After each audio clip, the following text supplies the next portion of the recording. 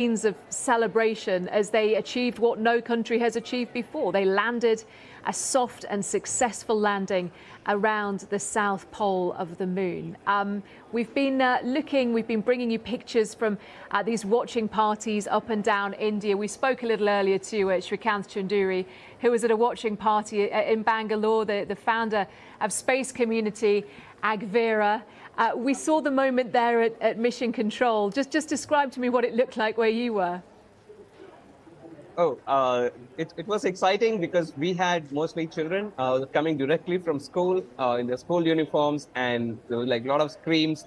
I think it took I wouldn't lie if I said I think it took a few seconds of disbelief. Did we actually land? And there was like a pause, and then right after the pause, there was a roar of shouts and screams, and the music started. And to me, that's exciting because that shows that the next generation is using this, and you can still hear a lot of chants while I'm speaking. The next generation is so excited about what space could mean for them. Even if they're not space scientists, some of these are art students, but they're excited about what could we do to make space more popular, and now they feel it's theirs and they can do it.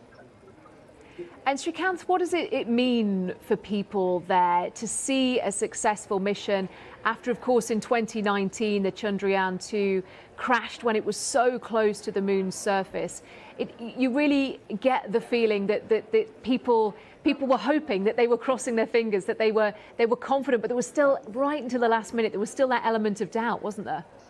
Yeah, absolutely. Like I said, I think even after the touchdown, it took a few seconds. It's just real because I think somewhere people didn't want to celebrate prematurely, but then 3 seconds into it, it was real. But I think this time the excitement is higher because we are coming back from a failure, and it applies to space programs as much as, I guess, human careers and lives. And I think, to me, that's one of the add-ons for the kids to take away, that you could fail and then come back with a roaring success. And of course, now the rest of the world will be looking to India, not just to gain insight, to gain information from this particular mission, but also in terms of what it will now discover once that rover moves out onto the moon's surface, starts looking for potential water ice. There's an awful lot to be explored now, isn't there? Yeah, absolutely. And so there's one part, which is what we find on the moon. But the other part is, obviously, we're looking at what we find on the moon: water, helium, habitable colonies potentially. That would be for the next generation to look at. But I think the second level, the second order inspiration would be about, if we could do this, we are more confident of Venus missions, Mars missions. And I think that's what will be more inspiring for the second generation. It just inspires them to now think you can think something as crazy as landing on the South Pole, and you can do it even if you fail once.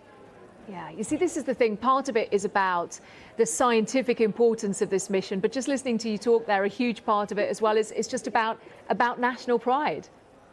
Yeah, absolutely. And I think it goes beyond national pride. As someone pointed out, there are quite a few women in the space panel over there. I think it's for young girls to also look at this sector and say, hey, we could do this too. And there are a lot of young boys and young girls, and everyone who's been part of the Chandrayaan mission was a young boy or girl, maybe 20, 30 or 40 years back. So I think it's what it signals to the next generation.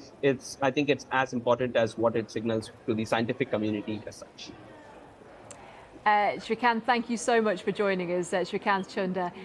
It was so nice to see earlier your trepidation, but then to be able to talk to you once again and see that relief and delight. Thank you so much for joining us from one of the many watch parties that have been happening up and down India over the last hour or two. Thank you. India's Prime Minister